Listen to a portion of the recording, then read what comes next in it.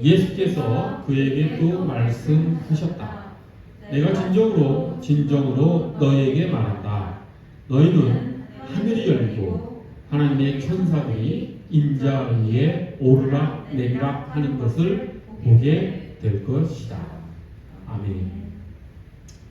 오늘 본문 말씀은 예수님께서 나다니엘과 이 첫 만남에서 하신 말씀입니다. 예수님께서 나다니엘에게 아주 하늘이 열리고 그리고 인자 위, 여기서 인자는 예수님을 지칭하지요. 인자 위에 하나님의 천사가 오르락 내리락 하는 것을 보게 될 것이다 라고 지금 나다니엘에게 얘기하시는 동시에 다른 제자들에게도 하신 말씀입니다. 근데 비단 제자들과 2000년 전에 예수님께서 그 제자들에게만 하신 말씀이 아니라 지금 예배드리고 있는 우리에게도 이 말씀은 적용되는, 예수님께서 우리도 생각하시면서 주신 말씀입니다. 그렇게 말씀을 받았으면 좋겠습니다. 그러면 예수님께서 이렇게 하늘이 열리고 하늘의 천사들이 오르락 내리락, 예수님 위에 오르락 내리락 하는 것을 제자들과 우리들이 보게 될 것이다 라고 하는 말씀을 하셨는데, 이 말씀의 의미가 과연 무슨 의미인가 라고 하는 걸 좀 우리가 살펴봐야 되겠지요. 잘 예수님께서 무슨 말씀을 하시는지 머릿속에 잘 이렇게 쏙 이해되진 않죠. 이 말씀이. 여러분들 중에서 혹시 하나님의 천사가 예수님 위로 오르락 내리락 하는 것을 본 사람 있습니까? 혹시 본 사람이 있을 수도 있죠. 환상이나 꿈을 통해서 볼 수 있었을 것입니다. 하지만 대부분의 사람들은 보지 못했을 확률이 높습니다. 제자들도 마찬가지죠. 공관복음서나 요한복음서를 보면 제자들이 인자 위에, 예수님 위에 천사들이 오르락 내리락 하는 모습을 봤다라는 고백들이 나오지는 않죠.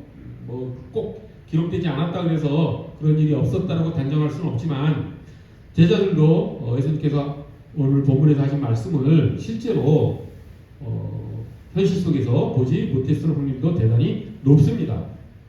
그런데 예수님께서 보게 될 것이다 라고 이 말씀하신 것은 무슨 의미인지 더욱 궁금해지지 않습니까?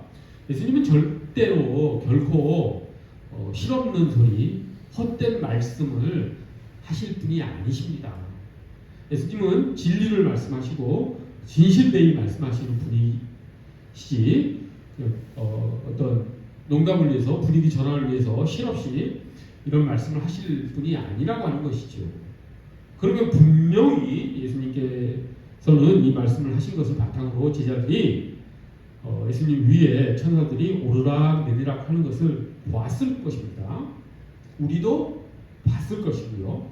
그러면 그것이 무엇인지 우리가 오늘 이 설교 시간을 통해서 잘 마음속에 깨닫고 그것을 우리 삶 가운데 예수님의 말씀을 잘 적용해 나갔으면 좋겠습니다. 이 말씀을 예수님께서 하신 배경을 잠깐 살펴봅니다. 이 말씀을 모두의 말씀 드렸지만 나다니엘과의 첫 만남에서 예수님께서 이 말씀을 하셨다고 했죠. 나다니엘이 빌립의 소개에 의해서, 이제 빌립이 예수님이 메시아이신 것을 확신을 하고 자기 친구 나다니엘을 예수님께 초대를 합니다. 예수님이 있는 곳에 가서 우리 메시아를 만나봅시다 라고 하자 나다니엘이 믿지 않죠.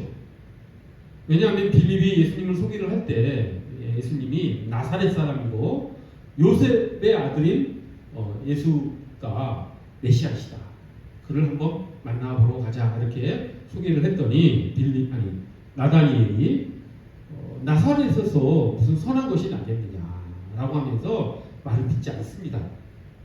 그랬더니 빌립은 자기가 본 게 있고 깨달은 게 있고 예수님이 메시아라는 것을 확신하고 있기 때문에 더 강곡히 초청을 하죠. 가서 봅시다. 그래서 나다니엘과 함께 빌립이 예수님께로 갑니다. 그래서 나다니엘이 온 것을 예수님께서 보시고 예수님께서 첫 마디에 나다니엘에게 뭐라고 하시냐면, 참으로 마음속에 간사한 것이 없고 참 이스라엘 사람이다라고 나다니엘을 환영을 합니다. 처음 만나면서 예수님께서 거짓이 없는 참 이스라엘입니다라고 나다니엘을 칭찬하신 것이죠. 그랬더니 나다니엘이 좀 의아했겠죠. 예수님이 나를 어떻게 하시고 나를 저렇게 말씀하실까라고 하는 생각에 예수님 저를 어떻게 아십니까? 이렇게 질문을 하죠. 그래서 예수님께서 내가 너를 무화과 나무에 있었던 것을 내가 보았다 이렇게 이야기를 합니다. 그러자 나다니엘이 깨달음이 확 들어오죠. 실제로 나다니엘은 무화과 나무 아래에서 어떤 깊은 메시아에 대한 생각을 했었는지 어땠는지 성경이 기록되어 있지 않지만 실제로 있었고, 그리고 그 거기에서 무언가 나다니엘은 깊은 기도라든지 뭔가를 하고 있었는데 예수님께서 그 무화과 나무 아래 내가 있는 것을 내가 보았다라는 말씀을 하시니까 이분은 빌립이 말한 대로 진정한 메시아시구나 라고 하는 깨달음이 확 들어오죠.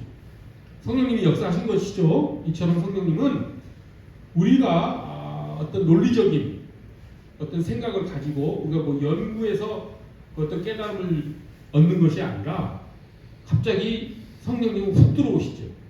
우리의 삶의 어떤 도약을 확 일으키시는 분이 성령님이 있죠. 그런 것처럼 나다니엘도 순식간에 그 성령님의 역사에 의해서 깨달음을 얻게 됩니다. 그래서 고백을 하죠. 선생님은 진정한 하나님의 아들이시고 이스라엘의 왕이십니다. 이렇게 고백을 합니다. 성경에 나오는 유명한 예수님에 대한 고백 중에 하나이죠. 그러자 예수님께서 이렇게 말씀을 하십니다. 그 고백을 듣고서 예수님께서 이렇게 말씀하시죠. 무화과 나무 아래 있을 때 내가 너를 보았다고 해서 내가 나를 믿느냐? 너는 이보다 더 큰 일을 보게 될 것이다. 이렇게 말씀하시죠. 그러니까 예수님께서 이제 나다니엘이 무화과 나무에 있었는지 없었는지를 예수님께서 눈으로 직접 보시지 않고 내가 무화과 나무 아래 있는 것을 보았다라고 하는 어떤 신적인 영감에 의해 예수님께서 그런 말씀을 하신 것을 보고 나다니엘이 깜짝 놀라고 또 성령님의 역사에 의해서 예수님께서 메시아시다라고 하는 어떤 깨달음을 얻었지만 예수님께서는 그게 다가 아니다. 너는 앞으로 더 큰 일을 보게 될 것이다 라고 말씀하신 끝에 나다니엘뿐만 아니라 다른 제자들에게 그리고 예배드리고 있는 우리에게 모든 역사상의 모든 그리스도인에게 예수님께서 이 말씀을 하신 것이죠. 어떤 말씀입니까? 하늘이 열리고 하나님의 천사들이 인자 위에 예수 그리스도 위에 오르락 내리락 하는 것을 보게 될 것이다 라고 예수님께서 말씀하신 것입니다. 하지만 또 모두에 말씀드렸지만 실제로 천사들이 예수님 위에 오르락 내리락 하는 것을 본 사람은 거의 없죠. 예수님보다 훨씬 더 전에 살았던 야곱이 이와 비슷한 환상을 꿈에 본 적은 있죠. 그렇죠? 베델에서. 그런데 제자들이 과연 야곱처럼 그런 환상을 봤을까요? 봤을 수도 있습니다. 하지만 못 봤을 수도 있습니다. 오늘을 사는 현대 그리스도인들도 봤을 수도 있겠지만 못 봤을 확률이 더 높습니다. 그러면 예수님께서 말씀하신 이것은 무슨 의미냐? 이것은 이제 비유적인 상징적인 의미를 가지고 있다라고 하는 것을 우리가 조금 이제 알 수가 있지요. 그럼 예수님께서 천사들이 예수님 위에 오르락 내리락 한다라고 하는 이 말씀은 비유적인 상징적인 의미도 또한 가지고 있구나라고 하는 것을 우리가 이제 생각할 수가 있겠지요. 그럼 이 말씀은 무슨 말씀이냐면 지금 이 본 말씀이 기록된 시기가 예수님께서 막 공생애를 시작한 시기였죠. 요한복음 1장 51절 막 제자들이 모여들기 시작하는 때죠. 빌립이 나다니엘을 데려오고 그 전에 안드레가 베드로를 데려오고 뭐 이런 식으로 제자들이 모여들던 공생의 초기 때의 지금 시간을 지금 배경으로 하고 있습니다. 그래서 예수님께서 이 말씀을 하신 것은 앞으로 제자들이 예수님을 통해서 하늘의 신령함이, 하늘의 충만함이 이 땅으로 임하게 될 것이다 라고, 그 일을 예수님께서 하게 될 것이다 라고 하는 것을 지금 예수님께서 말씀하신 것입니다. 하늘에서 하나님의 천사들이 오르락 내리락 한다라고 하는 것은 하나님이 내려주시는 복을 예수 그리스도께서 지금 세상에 전해주려 오셨다. 그리고 너희들이, 우리를 포함해서 모든 제자들이, 그리스도인들이 보게 될 것이다 라고 하는 것을 지금 예수님께서 비유적으로 지금 말씀하고 계시는 것이지요. 이렇게 봤을 때 제자들 중에서 또는 우리들 중에서 예수님의 그 사역을, 예수님께서 하늘의 복을 이 땅에 내려주시는 것을 보지 못한 사람이 있습니까? 그렇게 질문을 하니 아무도 못 본 사람이 없지요. 우리가 예수 그리스도의 제자라고 한다면, 그리스도인이라고 한다면 예수 그리스도께서 하늘의 신령한 복을 우리에게 전해주시는 예수 그리스도의 표적과 기사와 말씀과 가르치심과 예수 그리스도의 십자가의 죽으심과 부활과 승천을 우리가 못 본 사람이 어디 있습니까? 다 성경을 통해서 우리가 믿음으로 예수 그리스도의 그 사역을, 예수 그리스도 위로 하늘의 천사들이 오르락 내리락 하는 것을 모든 그리스도인들이 다 본 것이지요. 제자들은 3년 내내 예수님과 함께 공생애를 지내면서 제자들은 두 눈으로 똑똑히 예수님의 삶과 행동을 통해서, 예수님께서 제자들에게 가르치시는 말씀을 통해서, 또한 예수님께서 펼치신 표적과 이적을 통해서 제자들은 하나님의 천사들이 예수 그리스도 위로 오르락 내리락 하는 것을 다 목격하게 된 것이죠. 그래서 요한복음은 그 뒤에 어떻게 기록이 되냐면, 하늘의 천사들이 예수님 위로 오르락 내리락 하는 것은 계속해서 서술해 나갑니다. 그런 측면에서 봤을 때 본문 1장, 요한복음 1장 51절은 예수님 공생의 사역의 서론이다. 앞으로 예수님의 사역이 이렇게 펼쳐질 것이다 라고 하는 것을 알려주는 서론의 절정이다. 이 표현을 통해서 지금 요한복음의 기자는 예수님께서 앞으로 어떤 일을 행하실지를 아주 요약해서, 지각해서 지금 독자들에게, 요한복음 읽는 독자들에게 지금 말하고 있는 것이라고 할 수 있는 것이죠. 그래서 요한복음 이후에 나타나는 모든 기록들은 오늘 본문 말씀을, 즉 천사들이 예수님 위로 오르락 내리락 하는 그 일들을 요한복음에서 계속해서 기록해 나가는 것이라고 하는 것입니다. 그 일의 첫 기사가, 사건이 무엇이냐면 바로 2장의 기록이 되겠죠. 오늘 본문이 1장 51절, 2장 바로 전에 기록된 것이고, 그 천사들이 오르락 내리락 하는 그 사건의 첫 번째 기록이 요한복음 2장 바로 오늘 본문 말씀 다음에 나타납니다. 그 사건이 무엇입니까? 천사들이 예수님 위로 오르락 내리락 하는 하나님의 그 신령한 복을 예수 그리스도를 통해서 이 땅에 전해주는 그 모습을 바로 기록하는데, 그 사건이 무엇입니까? 바로 요한복음 2장의 가나 혼인잔치 사건이지요. 가나 혼인잔치에서 무슨 일이 벌어졌습니까? 예수님께서 가장 먼저 이 땅에 오셔서 펼치셨던 기적이 기록되어 있죠. 혼인잔치에서 예수님이 무슨 일을 하셨나요? 네, 물을 어떻게? 포도주로 변하게 하는 기적을 베푸셨지요. 이 기적이 예수님께서 펼치신 하늘의 신령한 복을 이 땅에 전해주는 그런 것을 상징적으로 보여주는 표적이라고 할 수 있는 것이죠. 이 가나 혼인잔치에서 물이 포도주로 변한 이 사건을 우리가 가만히 묵상해 보면, 이게 왜 하늘의 신령한 복이 이 땅에 전해지는 모습인지를 우리가 깨달을 수 있습니다. 생각을 해보십시오. 물이 포도주로 변했다. 그런데 그 물이 담겨있는 항아리가 있었죠. 돌 항아리가. 그 돌 항아리는 원래 거기에 물을 포도주를 담그는 돌 항아리가 아니라 손 씻는 물이 담겨져 있는 돌 항아리였죠. 즉 정결 예식을 행하는 물. 유대인들은 그 율법에서 정결 의식을 유난히 강조하는 그런 민족이었습니다. 하나님 앞에 정결하고 순결한 몸과 마음으로 바로 서겠다는 그런 마음이 표현된 것이지요.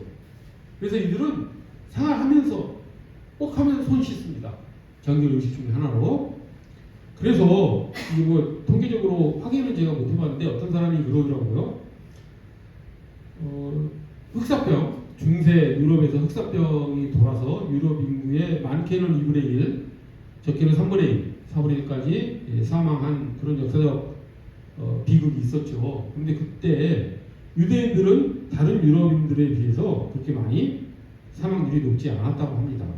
그 이유가 뭐냐면 유대인들은 희체, 죽음을 멀리하는, 왜냐하면 죽음은 부정한 것이기 때문에 멀리하는 그런 관습이 있었고, 또 유난히 이렇게 정결 의식을 행하는 그런 민족이었기 때문에 흑사병이 대유행이었을 때도 다른 민족에 비해서 사망률이 대단히 낮았다라고 하는 그런 얘기가 있더라고요. 일리 있는 얘기인 것 같습니다. 통계학적으로 그것이 증명이 됐는지 안 됐는지 제가 확인을 못 해봤습니다만, 또한 그렇게 따지면은 이번 그 코로나 시국에도 유대인들이 조금은 좀 감염률이나 사망률이 낮지 않았을까 생각을 해보는데, 오늘 유대인들이 또 그런 정통 유대교를 믿는 사람들이 또 그렇게 전 인구에 많지 않기 때문에 통계학적으로 안 맞을 수도 있겠죠. 중요한 것은 지금 제가 드리고자 하는 그런 말씀은 뭐 여담이고, 지금까지 말씀드린 여담이고, 정결의식을 유난히 강조하고 그걸 생활 속에서 실천하며 살았던 유대인들을 위한 물이 담겨 있었는데 그 물이 포도주로 변했다라고 하는 것이 가나 혼인잔치의 핵심적인 내용이죠. 그러면 이것이 왜 하나님의 복이, 하나님의 축복이, 하나님의 나라가, 하나님 나라의 충만함이 이 땅에 예수 그리스도를 통해서 내려오는 것이냐 라고 하는 것을 우리가 좀 생각해 봐야 되겠죠. 그것은 무엇이냐면 이런 것입니다. 지금 제가 힌트를 드렸는데, 물이 무엇 하는 것이었습니까? 정결 예식을 위한 용도였죠. 근데 포도주로 바뀌었죠. 포도주는 무엇입니까? 잔치를 위한 것이죠. 기쁨의 자리를 위한 것이죠. 파티를 위해서 꼭 필요한 것이지 않습니까? 이사야서 25장에 보면 하나님께서 마지막 때에 모든 하나님의 백성을 위해서 기름진 고기와 맑은 포도주로 자기 백성들을 베푸시겠다. 연회를 베풀어서, 잔치를 베풀어서 그들을 참여하게 하겠다라고 하는 그런 이야기가 나옵니다. 이처럼 하늘의 신령한 복을 대표하는 것이 포도주인 것이죠. 그러니까 물은 정결 예식을 위한 용도, 포도주는 하나님이 베푸시는 기쁨의 잔치에 그리스도인들이 초대되는 것을 상징하는 것이라고 할 수가 있습니다. 즉 새로운 질서, 새로운 나라, 새로운 하나님의 나라가 지금 세상에 예수 그리스도를 통해서 펼쳐지고 있다라고 하는 것은 예수님께서 가나 혼인잔치 물이 포도주로 변하게 하는 비유를 통해서 지금 예수님께서는 말씀하시는 것이고, 그것을 실제적으로 제자들이 눈으로 보고 하나님의 천사들이 예수 그리스도 위아래로 왔다 갔다 하는 것을 보게 하는 그런 지금 기적을 베푸실 것이라고 하는 것입니다. 제자들은 그것을 보고 이제 새 시대가 되었구나, 이제 새 나라가 시작되었구나, 지금까지 우리를 올가매고 있었던, 우리들이 빠져들어 있었던 잘못된 그런 삶의 자세와 태도에서 벗어나 이제 새로운 하나님께서 마련하신 기쁨의 나라로, 하나님의 나라로, 잔치의 나라로 기쁨이 충만한 나라로 하나님께서 우리를 이끄시는 것이구나 라고 하는 것을 제자들은 깨달을 수 있는 것이죠. 우리 그리스도인들은 하나님의 나라 안에서 예수 그리스도와 함께하는 삶이, 하나님의 말씀에 순종하며 사는 삶이 잔치와 같이 기쁨이 충만한 삶이라는 것을 우리가 경험하고 체험하고 고백하는 삶이 되어야 할 줄로 믿습니다. 세상 사람들이 보기에는 그리스도인들이 뭔가 더 도덕이야 얽매이고 매일 즐겁게 살지 못하고 술도 안 마시고 담배도 안 피고 또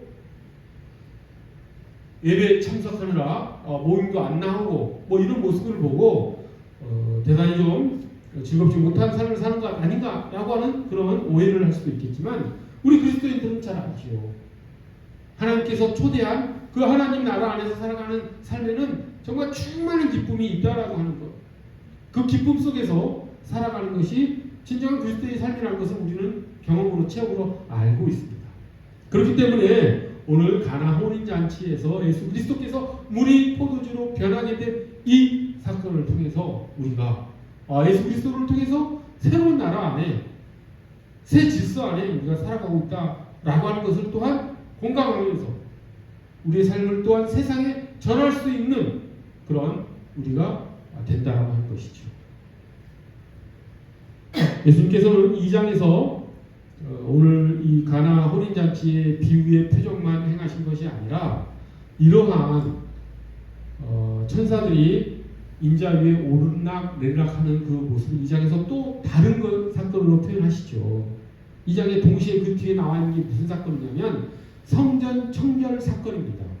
예수님께서 예루살렘 성전에 들어가셔서 거기서 장사하는 사람들, 돈 바꾸는 환전상들 다 내쫓으시죠.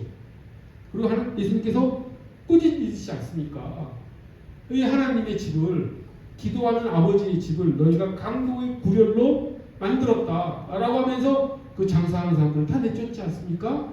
그리고 너희가 이 성전을 허물어라. 그럼 내가 3일 만에 다시 짓겠다라고 말씀하시면서 그 성전, 그 예루살렘에 있는 그 화려한, 그 웅장한 성전을 예수님께서 대신하시겠다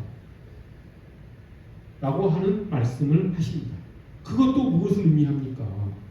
예루살렘에서의 그 형식적인 어떤 종교적인 삶을 이제는 철폐하고 예수 그리스도가 새롭게 만드신 새로운 예배 가운데로 제자들이, 그리고 우리가 나아오기를 지금 예수께서는 초청하신 것이죠. 역시 새로운 예수 그리스도 안에서 이루어지는 질서 안으로, 새로운 예배 가운데로 우리를 초대하기 위해서 예수님께서는 성전 청결 운동을 하신 것입니다.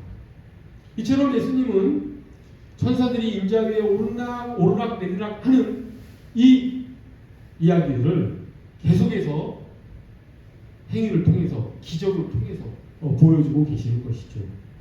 여러분, 예루살렘 성전에서 그 사두개인들과 바리새인들이 행했던 그 숨막히는 종교적 행위를 생각해 보십시오. 일반 서민들은 그런 바리새인들과 그런 사두개인들의 그런 헛된 그 위선적인 가식적인 그런 종교적 행위에 질식되어서 이런 일반 민중들은 하나님께 나아가고자 하지만 어떻게 나아갈지 몰라서 방황하며 살고 있던 그런 시대였습니다. 사두개인들의 그 권력의 탐욕, 그 사두개인들의 금전에 대한, 경제적 이득에 대한 그 탐욕스러운 모습, 바리새인들의 그 자기 의로움을 나타내고자 하는 그런 인정받고자 하는 그 모습, 우월감, 이런 것들에 짓눌릴 일반 백성들의 삶, 그 안에서 어떻게 하나님의 은혜와 사랑이 펼쳐질 수 있었겠습니까? 예수님께서는 그러한 성전 중심의 형식적 종교적 삶을 탈피하고 영과 진리와 함께한 예수 그리스도를 통한 진정한 믿음의 예배를 지금 시작하시겠다라고 하는 그런 새 질서를, 하나님 나라 안에서의 새로운 예배의 삶을 지금 성경 청결운동을 통해서 예수님께서 보여주시는 것이죠. 우리가 그 예수님의 초대에 응했으면 좋겠습니다. 그것이 바로 어디로 연결이 됩니까?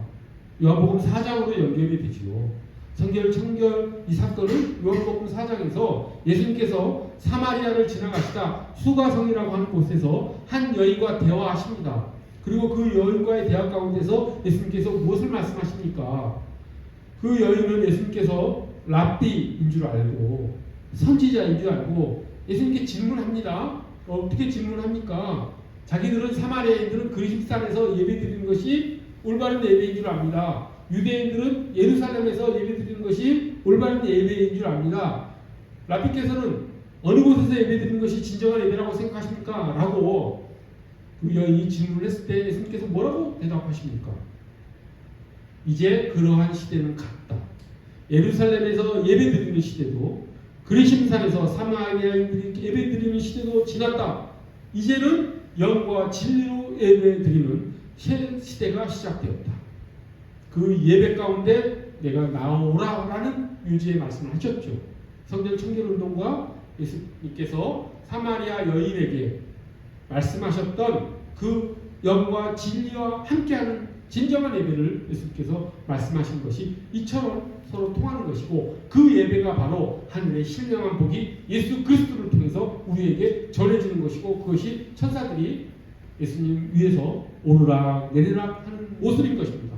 제자들은 그것을 공생의 기간 동안 두 눈으로 똑똑히 보았고 그것을 알았기 때문에 그들은 그러한 새로운 예배 가운데 또 가나 혼인잔치에서 보여주셨던 그 기쁨의 나라로 사람들을 믿지 않는 사람들 유대인을 믿지 않는 이방인들을 하나님 나라로 초대하는데 자기 모든 것을 다 던져 넣을 수 있었죠. 순교의 자리에까지 나아가는데 제자들은 전혀 망설임이 없었던 것입니다. 하나님께서 예수님께서 천사들이 인자위에 오르락내리락 하는 것을 보게 될 것이다 라고 하는 그 말의 진정한 의미를 제자들이 깨달았을 때는 이처럼 정말 용기 있는 영웅들로 변해갔던 것이죠.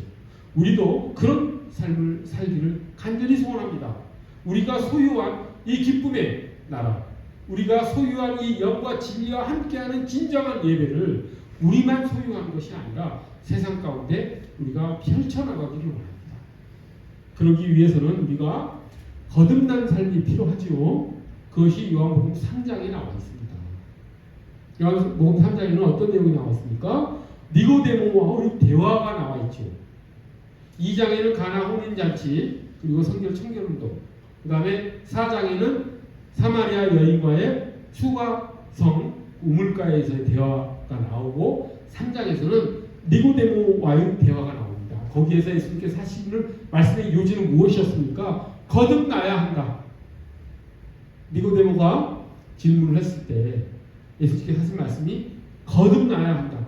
그럼 거듭남이 무엇이냐라고 니고데모가 또 질문을 했을 때 물과 성령으로 나야 한다라고 예수님께서 말씀하시죠. 성령이 우리를 새롭게 하는 삶 속으로 우리가 들어가야 된다라고 말씀하신 것이죠.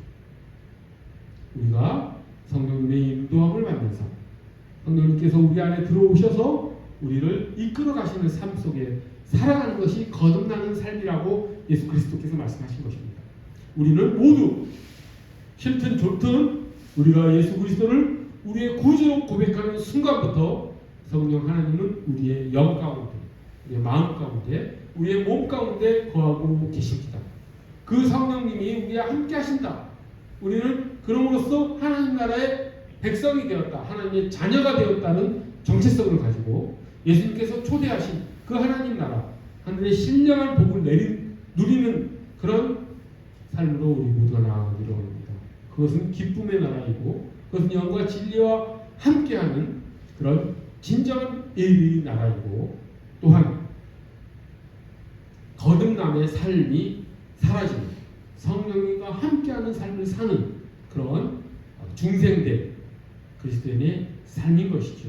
그것을 전하는, 세상에 전하는, 우리가 세상에 나아가서 예수님 위로 천사들이 오르락내리락 것을 보았습니다. 와서 우리 함께 그 모습을 봅시다. 그리고 예수 그리스도께서 우리에게 초청하신 그 말씀에 응하는 삶을 살아갑시다 라고 우리가 전하는 우리 모두가 되기를 간절히 소원합니다. 그럼으로써 주님의 증인으로서의 충실함, 그런 우리 모두가 되기를 또한 간절히 바랍니다. 기도하겠습니다. 거룩하고 자비로우신 하나님 아버지, 하나님께서 우리에게 보여주시고자 했던 천사들이 예수님 위로 오르락내리락 하는 모습이 무엇인지 오늘 저희가 마음속 깊이 깨달았습니다. 하나님, 그 예수 그리스도의 삶과 그 예수 그리스도의 가르치심과 예수 그리스도의 표적과 이적을 저희가 이제 명확히 깨달았사오니 하나님, 그 가운데 예수께서 초대하신 그 하나님 나라 가운데 저희가 풍성한 기쁨으로 참여할 수 있도록 저희만이 아니오라 세상에 있는 모든 사람들이 함께 그 나라 안에서 살아가도록 저희가 예수 그리스도의 초대에 응하는 삶을 살아가도록 저희를 인도하여 주시옵소서. 저희의 힘으로 할 수 있는 것이 아니오라 성령 하나님의 인도하심으로 성령 하나님의 능력으로 하는 것을 저희가 믿음으로 고백하오며 귀하신 예수 그리스도 이름 받들어 기도드립니다.